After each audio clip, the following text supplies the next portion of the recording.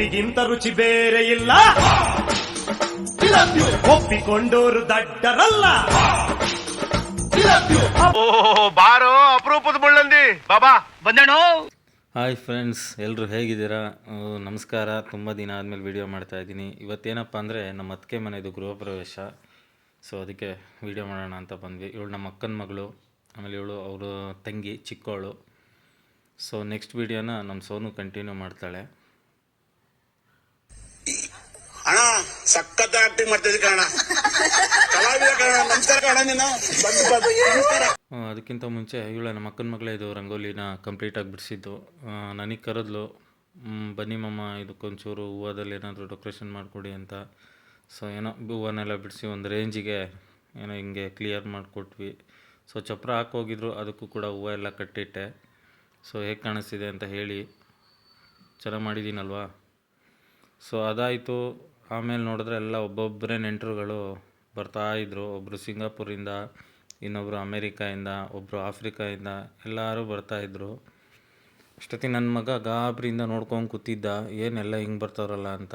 ಇವನು ನಮ್ಮ ಅಕ್ಕನ ಮಗ, ನಮ್ಮ ಅಕ್ಕ. ನೋಡ್ತಾ ಇರ್ಬೋದು, ಎಲ್ಲರೂ ಬರ್ತಾಯಿದ್ದಾರೆ ಒಬ್ಬೊಬ್ಬರೇ. ಸೊ ಅಷ್ಟೊತ್ತಿಗೆ ಎದುರುಗಡೆ ನೋಡಿದ್ರೆ, ಎದುರುಗಡೆ ಮನೇಲೆ ಒಂದು ನಾಗಪ್ಪ ಬಂದುಬಿಟ್ಟಿದ್ದಂತೆ. ನಾಗಪ್ಪ ಅಂದರೆ ಯಾರೂ ಅಲ್ಲ ಫ್ರೆಂಡ್ಸ್, ಹಾವು ಬಂದುಬಿಟ್ಟಿತ್ತು ಒಂದು. ಸೊ ಅದನ್ನು ಪಾಪ ಹಾವು ಹಿಡಿಯೋರು ಬಂದು ತುಂಬ ಸರ್ಚ್ ಮಾಡ್ತಾಯಿದ್ರು. ಯಾಕೋ ಸಿಗಲೇ ಇಲ್ಲ, ತುಂಬ ತುಡ್ಕಿದ್ರು. ಕೊನೆಗೂ ಹಾವು ಸಿಗಲಿಲ್ಲ. ಅದು ನಾವು ನೋಡಿದ್ವಿ, ನಾವು ನೋಡೋ ಆ ಮನೆಯವ್ರಿಗೆ ಹೇಳಿದ್ವಿ. ಫ್ರೆಂಡ್ಸ್, ಇವ್ರು ನಮ್ಮ ಅಜ್ಜಿ. ಹಾಯ್ ಮಾಡಿ ಅಜ್ಜಿ. ಏನು ನಡೀತಾ ಇದೆ ಇವತ್ತು? ನಿಮ್ಮ ಮಗಂದು. ಇದು ನಮ್ಮ ದೊಡ್ಡಮ್ಮ. ಬನ್ನಿ ಮುಂದೆ ಹೋಗೋಣ. ಇನ್ನು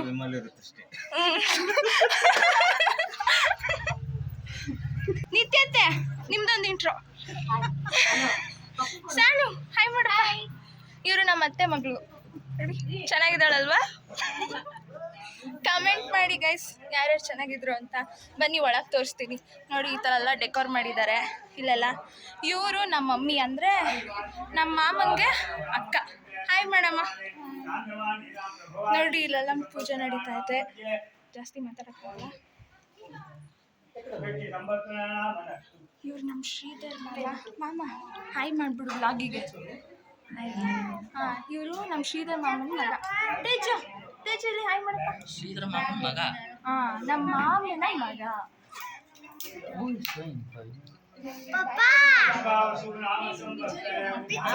ವಿಡಿಯೋ ಮಾಡ್ತಾ ಇದ್ದೀವಿ. ಹಾಂ, ಪ್ರೇಮ ಬ್ಲಾಗು. ದೊಡ್ಡಮ್ಮ ಹಾಯ್. ಇವ್ರು ನಮ್ಮ ದೊಡ್ಡಮ್ಮ ಗೈಸ್. ಮಾಮನ್ ಬ್ಲಾಗ್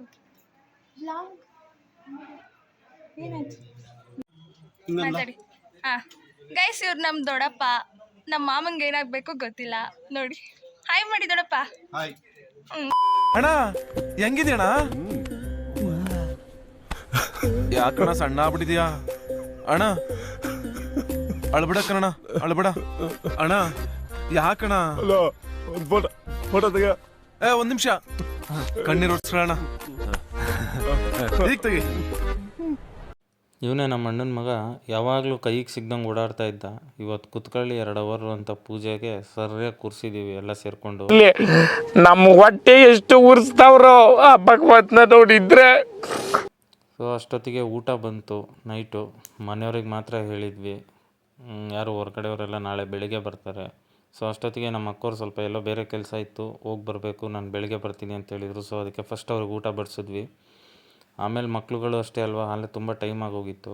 ಫಸ್ಟ್ ಮಕ್ಕಳೆಲ್ಲ ತಿನ್ಕೊಳ್ಳಿ, ನಾವು ಆಮೇಲೆ ತಿಂದರೂ ನಡೆಯುತ್ತೆ ಅಂತ ಫಸ್ಟ್ ಮಕ್ಕಳಿಗೆಲ್ಲ ಕೊಟ್ಬಿಟ್ವಿ ಊಟನ. ಸೊ ಅಷ್ಟೊತ್ತಿಗೆ ಬೆಳಗ್ಗೆನೇ ಹಸುನ ಕರ್ಕೊಂಬರೋಕ್ಕೆ ಸ್ಟಾರ್ಟ್ ಮಾಡಿದ್ವಿ ನಾವು. ಓನರ್ ಮನೆ ಹತ್ರ ಹೋದ್ವಿ, ಹಸು ಓನರ್ ಹತ್ರ. ಅವರು ನಾನು ತುಂಬ ಬ್ಯುಸಿ ಇದ್ದೀನಿ, ನೀವೇ ಕರ್ಕೊಂಬನ್ನಿ ಅಂದರು. ಅಷ್ಟೊತ್ತಿಗೆ ನಮ್ಮ ಭಾವನೆ ಹೋಗೋತ್ತಾಗೆ ಸರಿ ಆಯಿತು ನಡೀರಿ, ಆಗಿದ್ದಾಗ ಹೋಗಲಿ ಅಂತ ನಮ್ಮ ಭಾವನೆ ಕರ್ಕೊಂಬಂದರು ಹಸುನ. ನೋಡ್ತಾ ಇರ್ಬೋದು, ಎಲ್ಲರೂ ಪೂಜೆ ಮಾಡಿಬಿಟ್ಟು ಹಸುನ ಮನೆ ಒಳಗಡೆ ಕರ್ಕೊಂಬಂದರು. ಸೊ ಎಲ್ಲ ಪೂಜೆ ಎಲ್ಲ ಮುಗೀತು.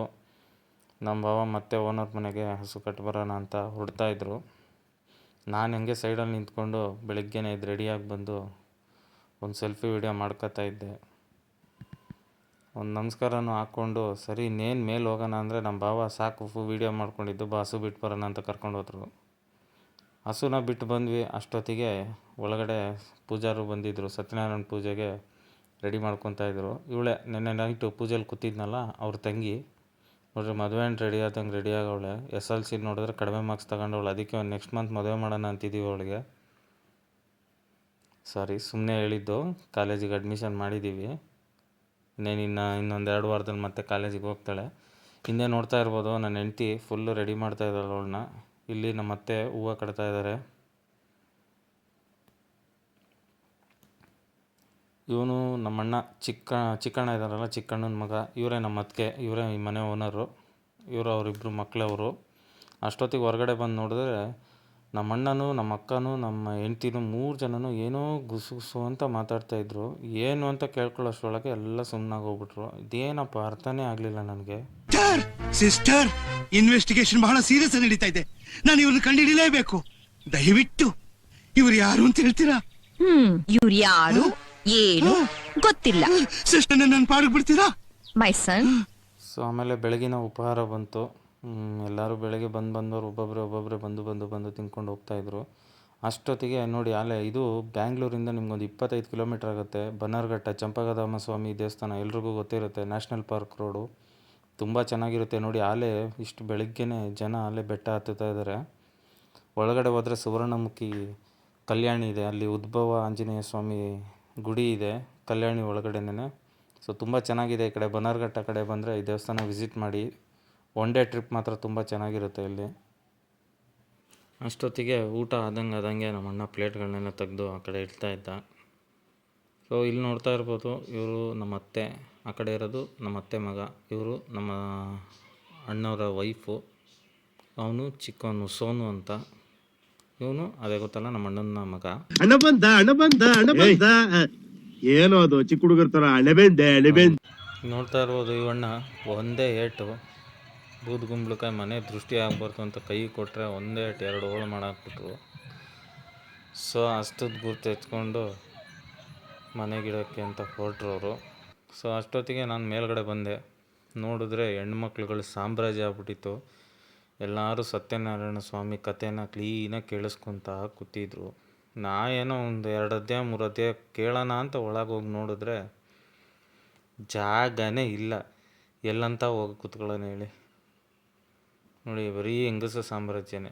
ಗಂಡು ಮಕ್ಕಳು ಅಲ್ಲೊಬ್ರು ಇಲ್ಲೊಬ್ರು ಕೂತ್ಕೊಂಡವ್ರ ಅಂತ ನೋಡಿದ್ರೆ ಯಾರೂ ಇಲ್ಲ. ಸೊ ಅಷ್ಟೊತ್ತಿಗೆ ನಮ್ಮ ವೈಫ್ ಕೂತ್ಕೊಂಡು ಕತೆ ಕೇಳ್ತಾ ಇದ್ಲು. ಹಂಗೆ ಹಿಂಗೆ ನಾನು ಜಾಗ ಮಾಡಿಕೊಂಡು ಕೂತ್ಕೊಂಡೆ. ಆದರೆ ನನ್ನ ಹೆಂಡ್ತಿ ನೋಡಿದ್ರೆ ನಿಜವಾಗ್ಲೂ ಕತೆ ಕೇಳ್ತಾವಳೋ ಇಲ್ಲ ತೂಗುಡಿಸ್ತವಳೋ ಒಂದು ಗೊತ್ತಾಯ್ತಾ ಇಲ್ಲ. ಅಷ್ಟೊತ್ತಿಗೆ ನಮ್ಮ ಅಣ್ಣ ನಮ್ಮ ಅತ್ತಿಗೆ ಯಾಕೋ ನಮ್ಮ ಅಣ್ಣನ ಅಬ್ಸರ್ವ್ ಮಾಡಿದೆ. ಸ್ವಲ್ಪ ಝೂಮ್ ಮಾಡಿ ನೋಡಿದ್ರೆ ಅಣ್ಣ ಫುಲ್ಲು ತೂಗುಡಿಕೆ.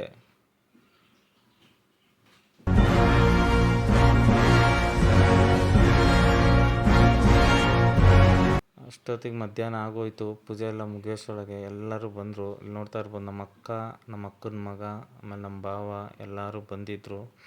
ಎಲ್ಲರೂ ಊಟ ಮಾಡಿಕೊಂಡು ಬಂದು ಎಲ್ಲ ಎಲೆ ಅಡಿಕೆ ಹಾಕ್ಕೊಂಡು ಆರಾಮಾಗಿ ಕೂತ್ಕೊಂಡಿದ್ರು. ಸೊ ಅಷ್ಟೊತ್ತಿಗೆ ನನಗೂ ಕೆಲಸ ತುಂಬ ಇತ್ತು. ಸೊ ಇಲ್ಲಿಗೆ ವಿಡಿಯೋ ಸ್ಟಾಪ್ ಮಾಡಿದೆ. So thank you. ನನಗಿದ್ರ ಒಂಥರ ಸಂತೋಷ. ಸೊ ಹಾಗೆ ಎಲ್ರಿಗೂ ಒಂದು ರಿಕ್ವೆಸ್ಟು, ದಯವಿಟ್ಟು ನನ್ನ ಚಾನಲ್ನ ಸಬ್ಸ್ಕ್ರೈಬ್ ಮಾಡಿ. ನಿಮ್ಮ ಒಂದೊಂದು ಸಬ್ಸ್ಕ್ರೈಬು ಕೂಡ ನನಗೆ ತುಂಬ ಶಕ್ತಿ ಸಿಗುತ್ತೆ. Thank you very much.